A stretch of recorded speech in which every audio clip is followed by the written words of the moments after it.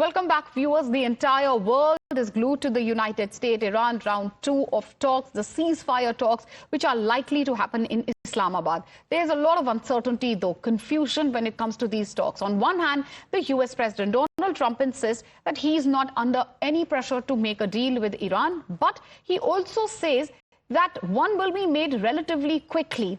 And on the other hand, Iran, though, has sent mixed signals till date. They have said that they have no plans for the next round of negotiations, going on to even say that when it comes to the US, they will not be bowing down. So hours to go for the ceasefire to end. What's going to happen next? Will it be war or will it be peace next, viewers? Let's take you through what's happening in the last 24 hours and help you understand also the story better. What's happening, what has Donald Trump said, and what obviously has Iran said. There are two sides to this story. Donald Trump saying that blockade will continue if there is no deal at all. Then you have Iran's parliamentary speaker who says Trump has imposed a siege. He has violated the truce. Then going on to what Trump says, he says they're going to win the war by a lot. Talks and winning the war conversation simultaneously, saying US is seeking surrender in talks, and that's not going to happen, claims Iran. US is going on to say that Iran is losing $500 million a day. Iran says that they are not going to accept any terms under any threats. Now, will there be a breakthrough in the war? That is obviously the question which everyone's asking. On similar lines, viewers, we have a breaking news coming up. Let's take a look. Well, will there be a breakthrough when we speak of talks, dialogues? Will there be ceasefire, or will there be an extension of ceasefire? US, as they claim that they are gearing up for rounds 2.0. Reports are coming up on Trump's strategy when it comes to Iran. Reports say that Trump is willing, if needed, even to meet Iranian leaders on his own. Reports going on to say that Trump says, this is all according to reports, Trump says that I'm ready to meet the leaders if a deal is reached. Again, highly unlikely for the ceasefire to be extended. That is the red line which Trump sees to be drawing, says that Iran should get rid of nuclear weapons. That is a big story coming in at this point of time. Srinjoy, my colleague, continues to be live with us. Srinjoy, this is a big update coming in. Now, Trump telling international media that he's willing to meet with Iran leaders. Personal appeal, personal outreach by Donald Trump, saying that if a deal is reached, I'm ready to meet them personally, but there'll be no ceasefire extension. Take us through how Iran is likely to react to this.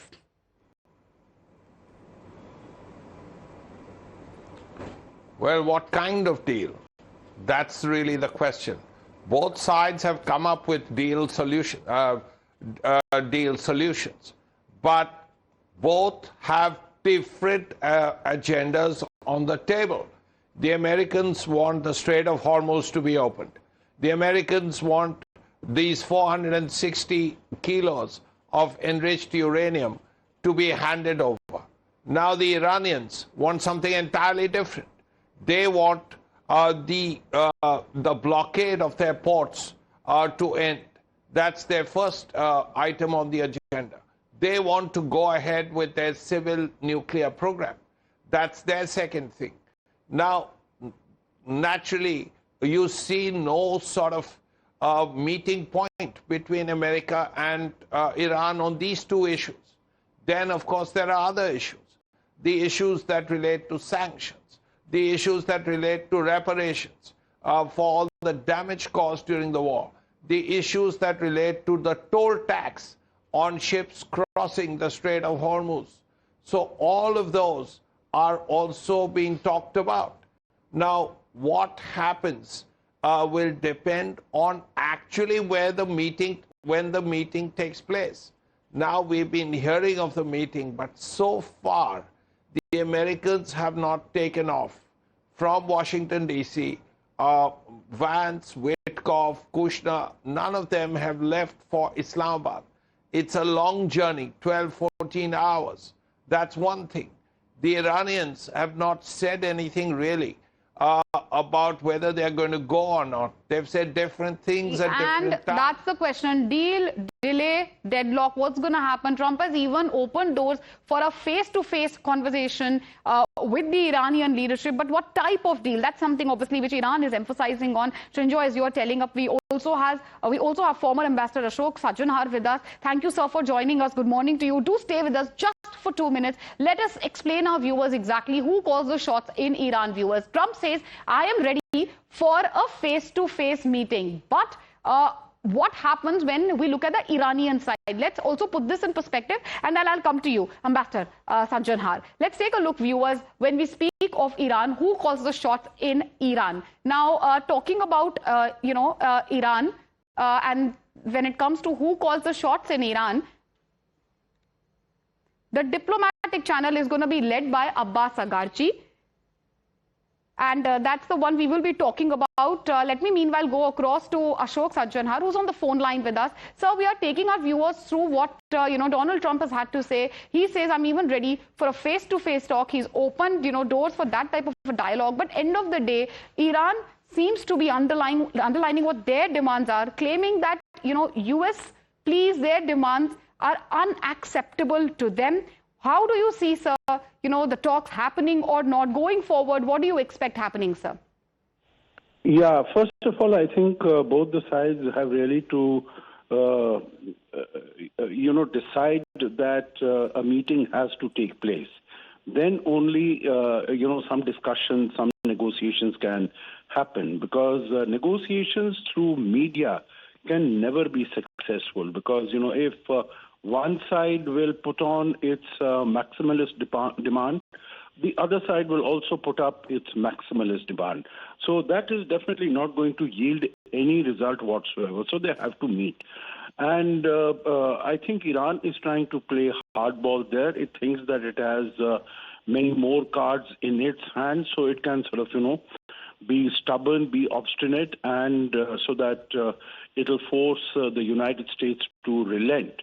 It also feels that Mr. Trump is in a corner because of all the domestic issues and challenges that he faces, whether it is on the front of inflation, increase in gas prices, in terms of the his own dwindling support amongst his MAGA base, the unpopularity of the war, and the oncoming elections, midterm elections, etc. So they think he is under much greater pressure to have a deal than they are, so that they can hold out for some more time. Their tolerance for more pain is greater. But I don't know whether that would be the right way to go about it, because Iran is suffering, the whole world is suffering, and they should try to bring it to a halt. The last point I'll make here is that even if Mr. Trump says that he's ready for a conversation, it is, that he's ready to meet the Iranian leadership. Meeting at the top level doesn't really solve anything unless there is essential agreement that what you are going to be talking about and how you are going to be resolving things. Just meeting at the top level, we saw how he had met, Trump had met Kim Jong-un of North Korea 3 times, I think, in his first term. And there was nothing really that, could be achieved on that front. So right. His meeting does not really solve anything. Absolutely. And thank you for joining us, sir. Viewers, let's also take you through, what's happening, because there's a suspense over the talks. When we speak of Iran, Iran is saying they are unsure if they'll even attend the talks. The Iranian Foreign Ministry has issued a statement. Iran is unsure. They say they've hit out at the US, calling US an unserious player, saying that US is unserious about talks. Tehran has drawn a clear red line over talks. They are saying they have not yet decided whether they'll be participating in the new round of negotiations or not. This is the Foreign Affairs Ministry spokesperson of Iran who made it clear at a press conference that, in the 9 months, they say that the United States has launched 2 military strikes against Iran, and they don't trust the US, going on to say that diplomacy and readiness for negotiations, far as US is concerned, that is something they are doubtful about. They are doubtful about the diplomatic process. That is a statement coming in from the side of Iran. Also, obviously, in the middle of all this, when we speak of the escalating tensions between America and Iran,